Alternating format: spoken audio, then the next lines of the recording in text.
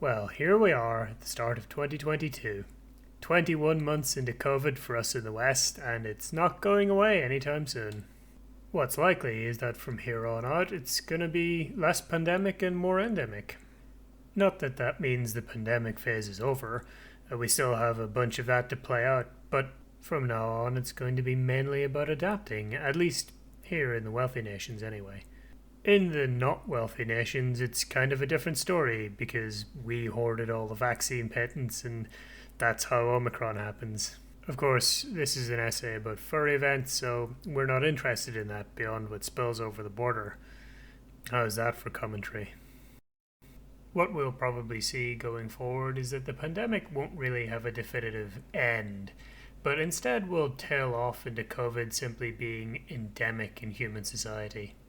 We'll have periods when things become more normal, punctuated with periods where some new variant or breakout happens and we'll have to take more measures. There'll be regular boosters, maybe some new, better vaccines, mask wearing will be the norm for some time to come.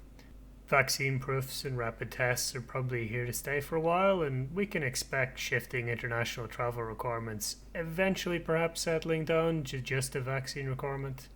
Eventually, something will be worked out for those who are medically unable to be vaccinated, but I'm not holding my breath.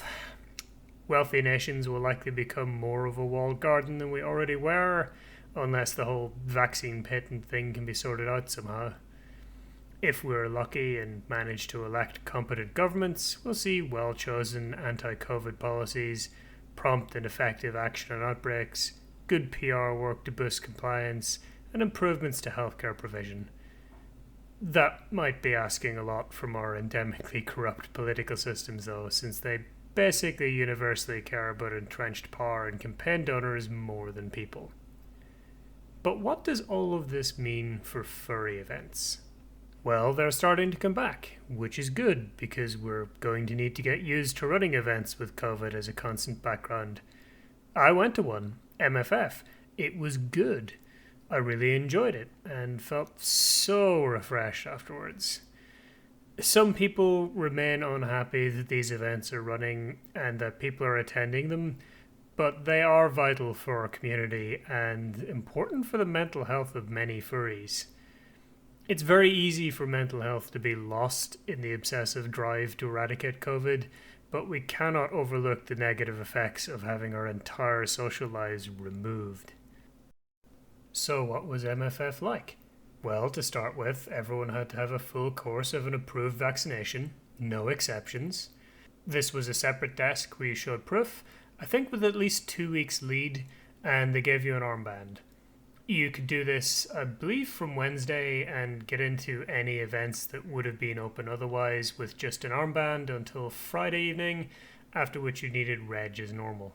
To get into the reg line, you had to have a vax armband, and overall, I think it went smoothly.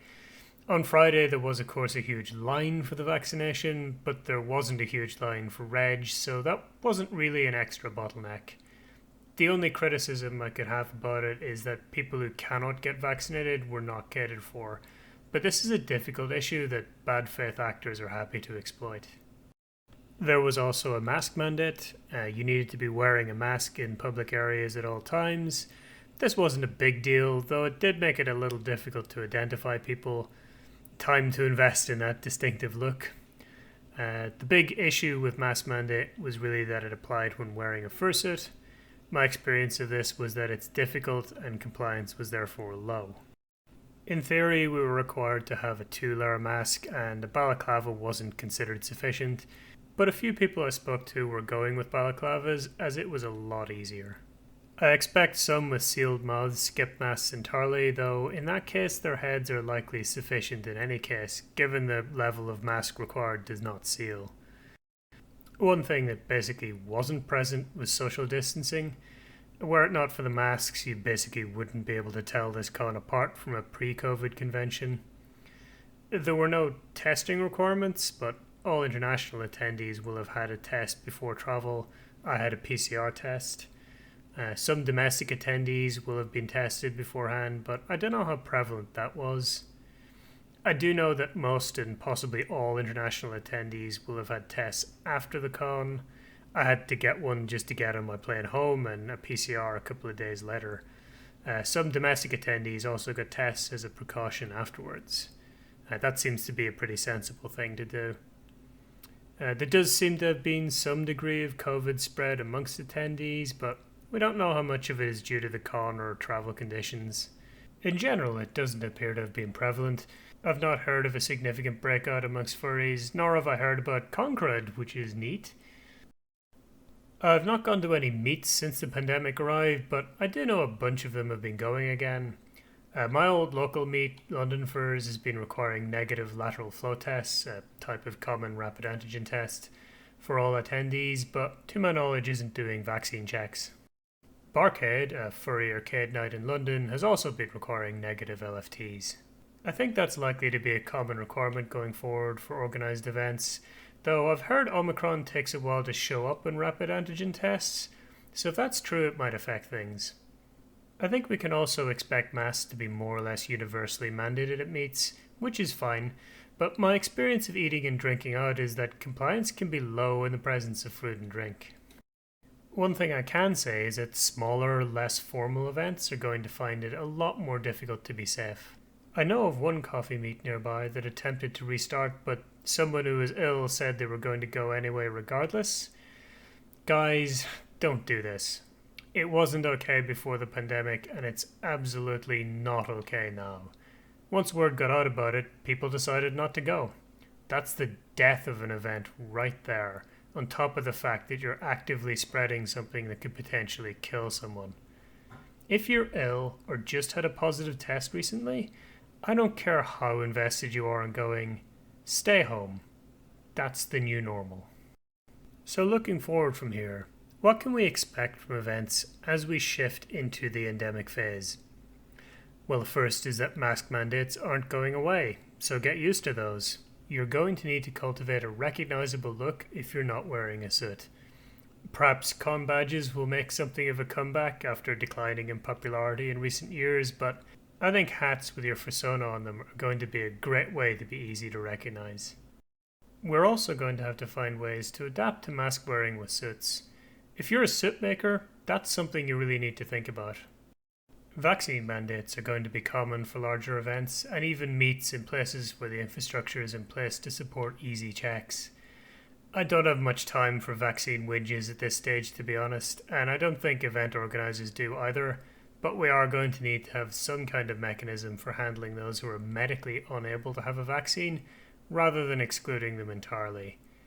I don't have a sufficiently big brain to tell you what that might be, other than something like integrating a medical exemption certificate into the existing proof systems, but I expect the political class's response will simply be, well, don't go to events.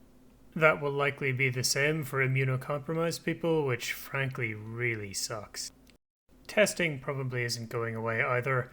I think we can expect that to continue being a requirement for organised events, and it may be that if there are enough outbreaks, cons will move to a certified test requirement, as is the case with flights. I expect that events will continue to recommend social distancing, and that it will be completely ignored. Smaller, non-organised events like regular coffee meets are likely to struggle to implement any form of COVID measures. Though they can generally rely on their attendees reaching a consensus on what an acceptable level of risk is, it's easy for someone to breach that trust and for the other attendees to feel awkward about taking them to task on it. We may, as a society, simply have to become more collectively responsible and willing to step up and rock the boat if we are to keep those events alive. Probably the biggest change we are going to see is the scope, and it's going to hurt European and Asian events more than American ones. There is necessarily going to be more of a shift towards domestic events as international travel remains volatile.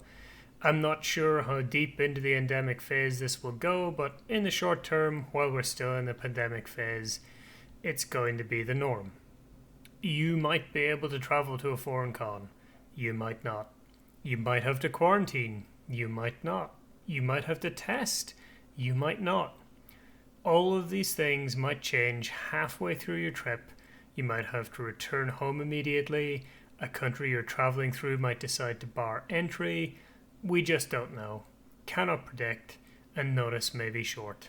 Consequently, domestic events will become more important, and that's not going to affect Americans much, but it will affect Asians and particularly Europeans, where we're used to practically thinking of the whole of Europe as domestic.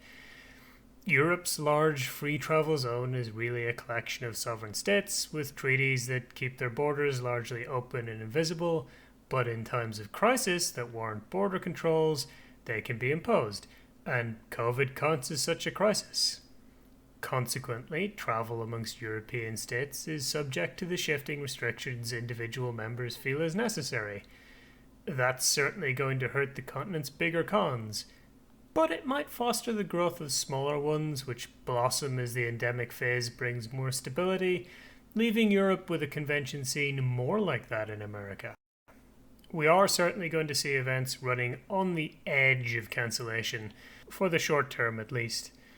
This is a result of contractual obligations and government adaptations to emergent COVID outbreaks. We're going to need to be patient about that, but also it's going to become necessary for conventions to take more account of the potential for cancellation, especially after they've taken money. This might have an impact on pre-registration, which is basically universal in Europe. On the day registration may see a resurgence. There may be different levels to which refunds may be offered. For instance, the terms and conditions may be altered so that the base ticket cost is refundable but sponsor upgrades aren't. I don't foresee rollover registration being particularly popular as people's circumstances can change. I do think that virtual events will become a permanent fixture of the calendar from here out, whether as standalone events or replacements. It's worth bearing in mind that running a replacement virtual event still costs money and isn't something you can just arrange last minute. We will likely see cons arranging contingency virtual events in advance, or even becoming hybrids where they run both by default. I don't have a lot to say about virtual events though, because I've never joined one. To summarise, events are back. They're a little different. That difference is going to continue. We're going to see some changes in the pattern of event attendance. Some people are likely to be excluded, and in the end, things will be okay. If you're feeling more pessimistic, just imagine a giant meteor with climate change written on it hurtling at me in the background as I said that last bit. Now, don't forget to like the video, leave a comment about the things I didn't consider, check out some of my other videos, maybe subscribe and hit the bell, and as always, check out the coffee link in the description below.